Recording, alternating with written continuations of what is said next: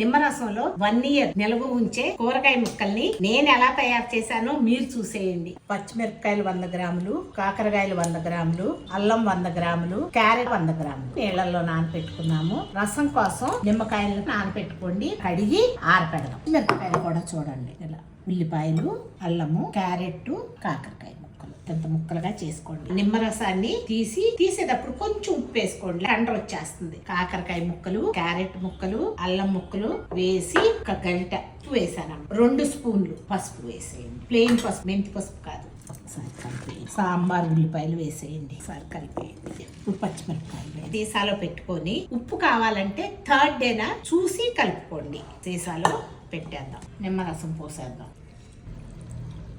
తడి ఉందనుకోండి బూజు వచ్చేస్తుంది. ఫ్రిడ్జ్ లో స్టోర్ చేసుకోండి. 1 year పాటు హ్యాపీగా మీకు ఏ ముక్క కావాలి ఈ రోజు గన్నంలో తినడానికి ఆ ముక్క తీసుకొని తినేసేయండి.